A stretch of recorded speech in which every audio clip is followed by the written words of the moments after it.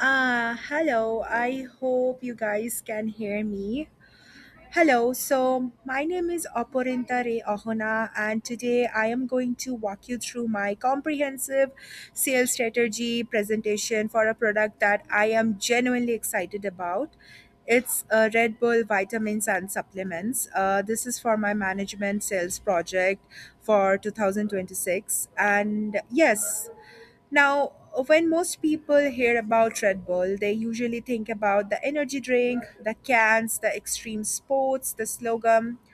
But what I'm going to present today is a little different because I'm going to present a supplement line that takes everything Red Bull is particularly known for, like energy, performance, and a very active lifestyle, and it extends into the wellness space, as you guys gonna know. And for the next several minutes, I'll take you through my journey, and I'm gonna talk about my selling philosophy, my product, my customer strategies, and how I would actually present and close sales, and how would I manage a sales team about this product. And so let's start. um I hope you can see me over here. Okay, so this is my table of contents. Before we get into details, I want to give you guys my roadmap and how I have done my project. So I want to give you a roadmap, especially so that you can know where we are going to go. This presentation is basically structured into six parts, as you can see, and each one builds on the one before it. Part one is basically my personal selling philosophy. This is the foundation. It's gonna cover which selling concept I'm gonna choose and why, the marketing mix, the value proposition, and etc. etc. Part two is gonna be the product strategy. Part three is going to be the relationship strategy. As you guys already know, selling is not just about the product, it's also about how you communicate. This section is going to cover the disc communication model, my own personality profile, and how I have adapted it according to my style. And part 4 is going to be the customer strategy, part 5 is presentation strategy, and part 6 is going to be management strategy. How would I manage the opportunities, territories, and sales? Each part is connected. My selling philosophy shapes my product, which shapes how I communicate, which shapes how do I find my customers or my target audience, which shapes how I present, which shapes how I manage. So everything is a very connected system. It's altogether one system. And I'm going to start with my first thing, which is my personal selling philosophy. So, I want to start here because I believe your philosophy as a salesperson determines everything. It determines how customers feel when they talk about you, whether they trust you or not, whether they come back, and whether your target audience is going to be your loyal customer.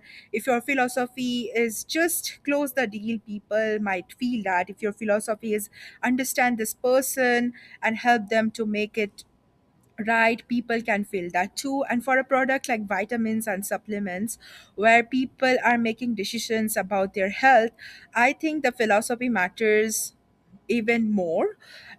People don't want to be just sold when it comes to health specific products. They want it to be more conscious, and they want to feel like the person helping them is kind of actually cares about them, cares about their life choices. So that's the mindset I am bringing into this entire project. So, yeah, let's talk about this concepts, which is basically consultative selling, strategic, and partnering. Each one of it has its own place, and I want to explain not just which one I chose, but the logic behind it, why the other two weren't the best fit for me. And let me break it into more. As you can see on the screen, consultative selling is kind of it's kind of basically conversion driven approach. The idea is simple but very powerful. Before I recommend anything, I want to ask a question and I want to listen to people. So I want to know, what does this person's day look like, where they feel like, what they are struggling with. Maybe they are crashing at 2 p.m. every day. Maybe they can't focus during a long study sessions. Maybe they feel very lethargic. And once I understand their situation, I can guide them to the specific product that actually addresses their needs. This creates like a long term trust, and I am not just pushing whatever is on the shelf. So I'm kind of trying to find a matching solution for their lifestyle.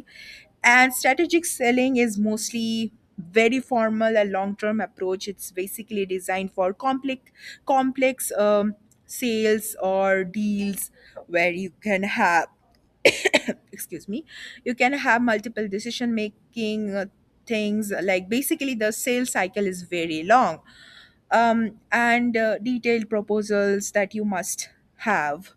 If I were selling Red Bull vitamins to a hospital network or a national gym chain, or maybe with a more like complex department process, I would have chosen this. And partnering selling, as you can see, the last one is about building deep long term relations with the shared goals and ongoing collaborations.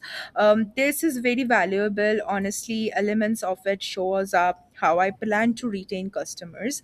But partnering as a primary approach assumes as a level of ongoing interaction that doesn't always exist with the individual and the supplement buyers for this category. And my priority is basically to educate people, to help the customer right now in this interaction, so they walk away feeling very confident about their purchase. So my choice is absolutely, I'm going with consultative selling because it fits the product perfectly as per me. And there are hundred of options out there and it's confusing, honestly. And if it fits because the customer is my target and I want them to understand my authenticity, wants to feel understood, and it fits me personally because someone with an is style personality. I'll talk about it later, obviously. I'm naturally a very good listener. I like to talk, but I like to build relationship for long term. So consultative selling is basically my strength. Now I'm gonna go to the next slide. This is 4 P's marketing mix. Now let's look at the 4 P's as usual: product, price, place, and promotion. These are the building blocks of marketing strategy that I have covered, also other classes that I have taken inside Augustana. And I want to explain how each one connects to the consultative approach that I have described previously. Starting with my product, I don't think of Red Bull vitamins or supplements as just pills in a bottle. I think of them as tools that help people to feel their best. Each product in the line is designed to address a very specific need: energy, focus, immunity, recovery. So when I talk to a customer personally, I am not just saying buy this vitamin. I am saying, tell me what your day looks like.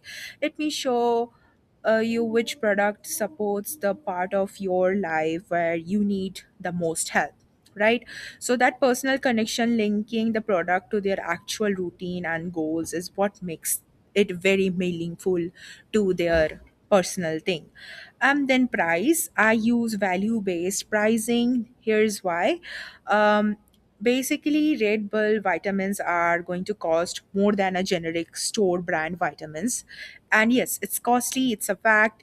But if I just put the price out there without any context, customers will compare the price alone with another brand, and I will lose it to the centric value every time.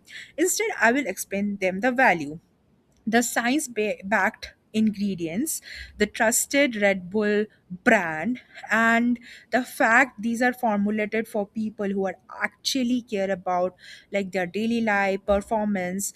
They are just not checking a box, they are looking for something very specific. So when customers understand why it costs what it costs, they don't feel like they are overpaying, they feel like they're investing in themselves. That's very important in this market. Place, I'm going to talk about place. Convenience is the part of the value proposition. If customers can't find the product easily, it doesn't matter how good it is, it's not gonna be good. Like, right? So I would make sure it's available at the local pharmacies, also gyms like Planet Fitness, health, food stores, and online. And when I am talking to a customer, I don't just recommend a product and leave them figure out where to get it. It's not a game. I will tell them exactly where can you find it, whether it's a store or online, or how can you order it, like most in a like most easier for you. I would also give them a QR code if they need that. Last but not the least is basically promotion. Okay. um how should I say that? Okay, for me a promotion is basically about starting a relationship, not blasting and just normal advertisement. Okay, so I am showing the customers the educational content like YouTube videos, how certain ingredients work, and with AI right now like ChatGPT and Claude, I can also show them the articles about building our wellness routine, and also in-store samples where they can try the product themselves. I am asking about their routines and suggesting which products might fit the best. And these are technically are not just hard sell tactics, they are also conversions. And those conversions are what create a bond between us and the product itself. The customers don't just remember the supplements over here. If you think carefully, they remember the experience that I am selling. So yes, now I'm going to talk about the value proposition. This brings us to the value proposition again, and let me read it to you what I have written over here. Red Bull vitamins and supplements empower active individuals, where it is, active individuals to feel energized, focused, and healthy every day. Okay, so Red Bull vitamins and supplements empower active individuals. Okay, so how that is working? It's a promise that I'm making to them, but what makes it real is how I'm delivering it to them. There are three pillars over here. First is basically the emotional bond, which I interact with the customer. I want them to feel I'm not just a partner in their health journey, not just someone is trying to make a sale. That emotional connection is very needed when I am making a sale. People remember how you made them feel. If they felt, and if they feel it, if they felt heard and cared for, they will come back. Second is trust and science. Red Bull isn't just asking people to make a leap of faith. The ingredients are very science based and they have evidence. The brand is globally recognized, and there are a lot of research behind these. When I can point it out like to them the specific ingredients and explain what works and how it works, I think it's where it builds the credibility. And customers are not just trusting me, they are also trusting the evidence that I'm showing over there. Third is basically the personalization. I don't I'm sorry for that. It's just I don't give the energy customer the same recommendation. I match their products to the individual goals. A student preparing for finals can get a different suggestion than a gym member training for a marathon. So I am gonna get it very personalized for them, whoever I'm selling to. This personalization makes what the consultative approach that I have talked previously so powerful, and it turns into the generic product into the personal solution. And especially I'm going to say when I combine all of these together, emotional connection, scientific credibility, personalization, recommendation, I get a value proposition that's hard for competitors to replicate. Okay. uh, I feel like nature made like things much more easier when you have the data to back it up. I do not know if you guys have heard about this brand called Ollie, and they have done really good marketing because they had the science back data. But these brands, neither of them, like Ollie or Nature Made or other brands, I can't remember much of them. I'm sorry for that. But neither of them are offering a combination of brand energy, product credibility, and personal selling experience. So when I was building it, I also did a little bit of A/B testing with other brands just to see that what I am offering and if it can be a little different than other brands. um, Now I'm gonna go to the next slide: product knowledge and key selling attributes. Moving into part two, product strategy. I want to start with something that I think a lot of sell people underestimate, which is product knowledge. You can be the most beautiful person in this world, but if a customer asks you a specific question about an ingredient or about something that you are using in that product specifically, and if you do not know how to answer it, you lose the credibility right there. So for me, product knowledge is very important and it's non-negotiable. If I need to understand what each product does, what each ingredients are there for, and how these ingredients are working in my body, I have to explain that to the other person as well. If someone says I crash every afternoon around 2 p.m., I need to know immediately which product addresses this sustained energy versus quick energy. If someone says I'm already taking a multivitamin, why do I need this? I need to be able to explain the difference between what they are taking previously and what I'm offering to them. That in-depth knowledge is actually what allows me to guide customers rather than just pitch it to them. And now, the key selling attributes. What actually makes this product different in a crowded market is basically the biggest one: how the conversion of energy and wellness work. So think about it. Most supplement brands kind of own one lane. Again, I'm gonna give the example of Nature Made. It's a very good brand. It's a very healthy brand, and but what I am doing is different. Again, my selling point would be energy and wellness, not just wellness. So it's very rare. The brand equity that Red Bull has built through decades of energy drinks, extreme sports, and performance culture transferred it directly to the supplement line. A customer sees Red Bull name and it already associates it with the energy and drive crazy before they even read the label. So that's the um, advantage that I have. And obviously the another key attribute is going to be um the convenience. People today are not just looking for complicated wellness regimes with 10 different pills that they can take 10 different times of the day. They want something that works and they can also take one time and it can fit their schedule perfectly. So they want that and I want to deliver that to them. And yeah, now I'm going to talk about the company attributes. Let me talk first of all why Red Bull as a company gives me an advantage in selling this product. Sorry.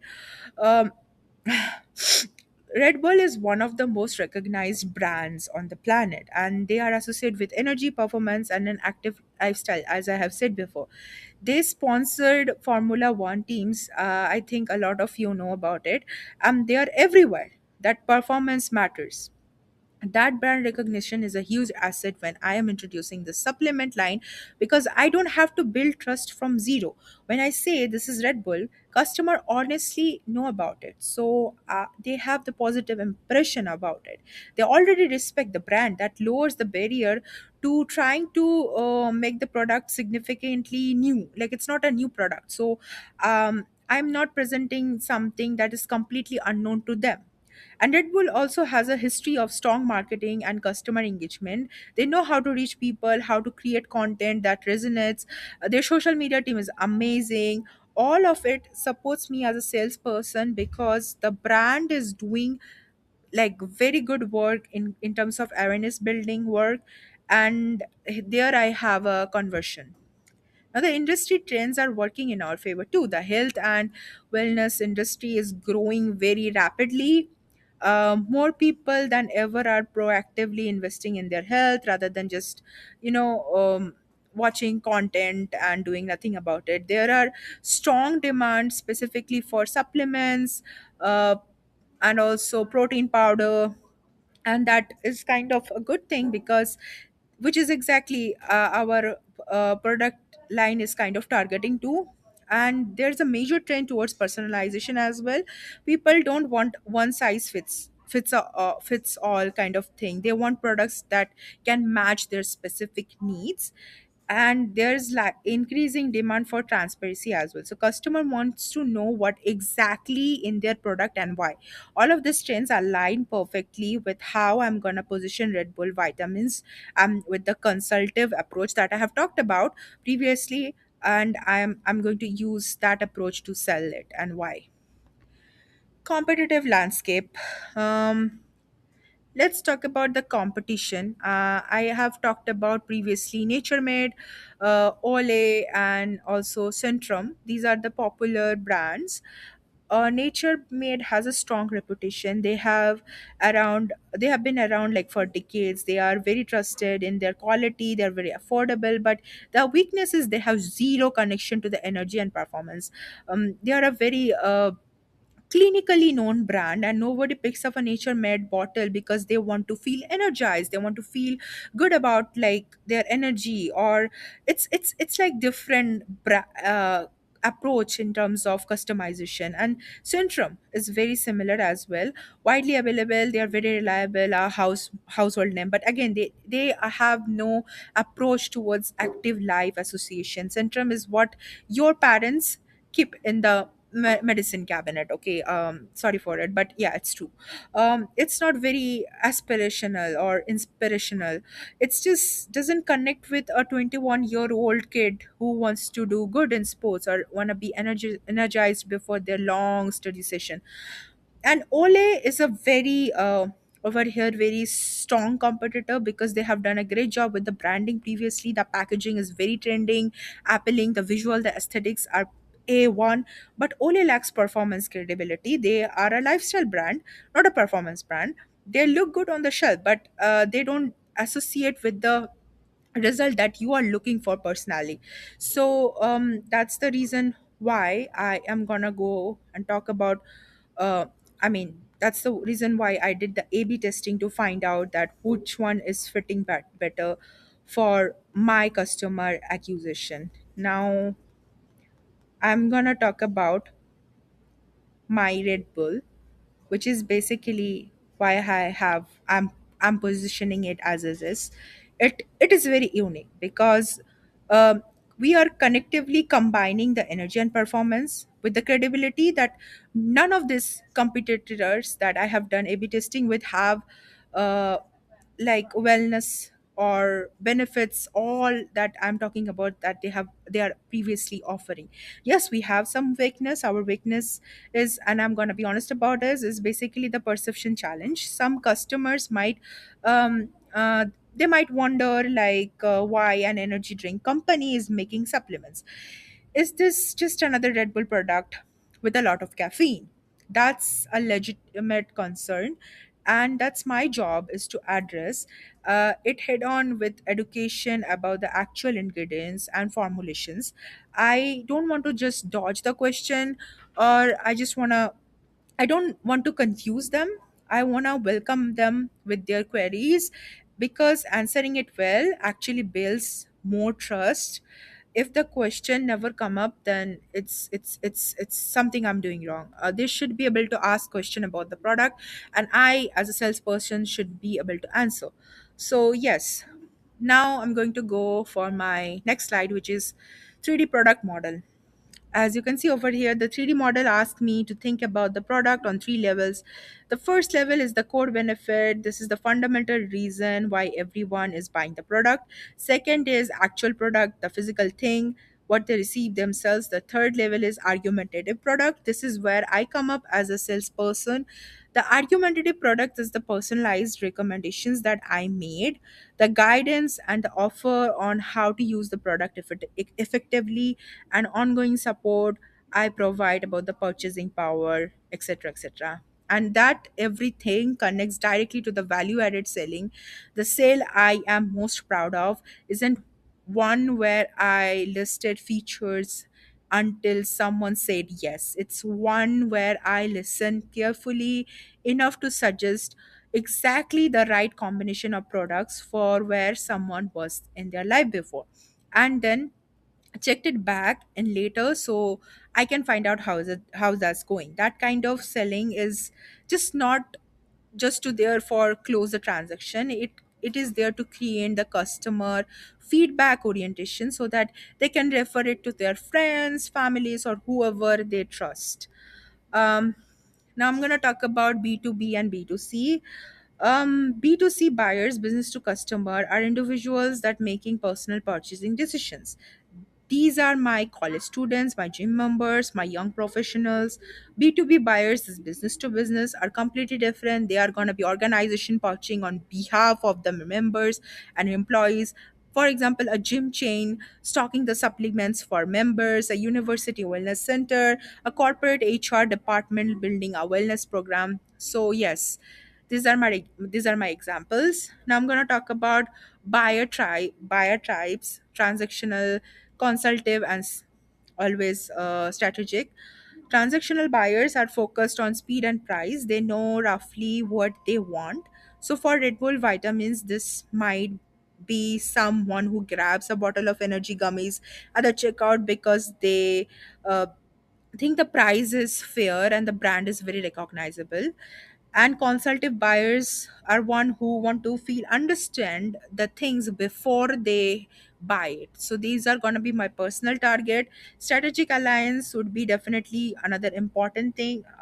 They are going to be the buyers who are just looking for long term partnership, not a single transaction like a gym chain, a university wellness program, a corporate wellness department. They all fall into this category. And as I talked about buyer tribes and transactional strategy, I am also talk about how to identify in their qualifying prospects. For identify prospects, I have focused on five overlapping channels: fitness community, as you can see, gyms, CrossFit, yoga, social media, college campuses, and store demonstrations, referral from satisfied customers, and incentive programs. And quality prospects is gonna be four-dimensional: need, willingness, ability, and access. And now I'm going to talk about prospect pipeline, six-stage model. Once I have identified the qualified prospects, I'm going to manage them into six pipeline. First stage is identify. I want to know who they are. I have their contact information. I want to send them a follow-up request or a follow-up form or something like that. Stage two is engagement. We have had meaningful conversation. I understand their needs. Now I have given them personal productive recommendation. Then qualified is basically they meet all four of qualification criteria that before I have talked about. I have given them the tailored pitch about my product, and I have given them the uh, product as well for trial. And active is basically they made a purchase and now I'm going to post purchase, like have a post purchase check in and ask how the product is working, if I can improve anyhow. Stage 5 is retained, they are repeat customer. So basically this is for the repeat customer, and I'm prioritizing them for relationship building, loyalty programs, long-term referral programs, or subscription based program if in future I am having any. Inactive is basically they haven't responded after two or three attempts, so they move to low priority nurture track, but I will revisit them for seasonal promotions or new product launches. That's very important. Now, ethics and communication. Before I move into communication model, I want to address my ethical philosophy because I think this is something that separates good salesman from great ones. My ethic is rooted in five commitments: honesty and transparency, confidentiality, no conflicts of interest, no high pressure tactics, fairness, and inclusion. On a verbal side, I use personalized follow up. I reference prior conversation by name and details. So, people I actually am listening to, I use soft, affirming language that can validate their perspective. That's what I have talked about in my verbal strategy.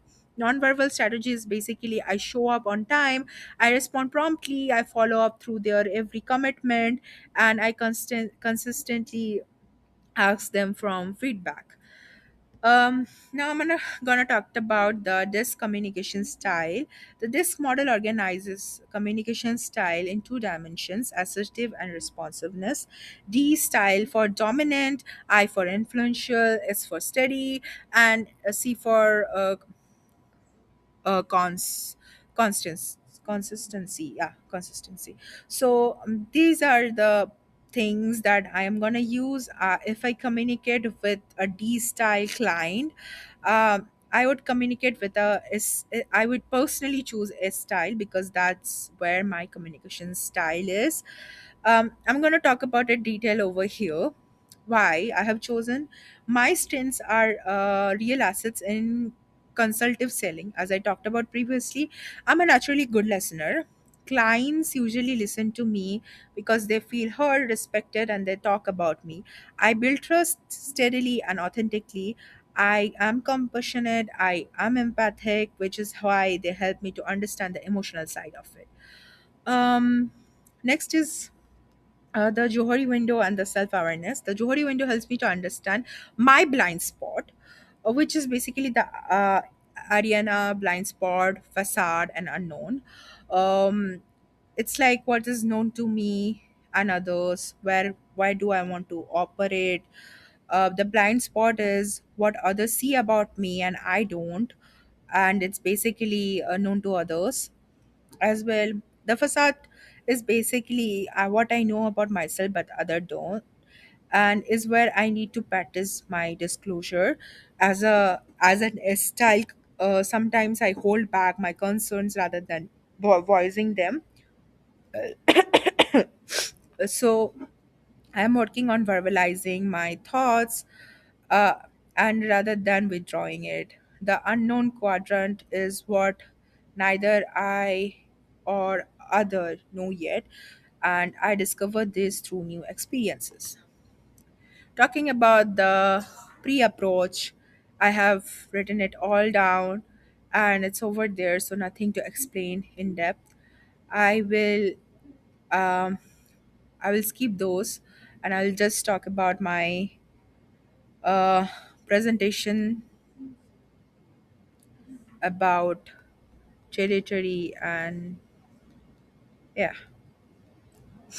before I go back over here, I want to talk about this. Not this, sorry. This. Uh,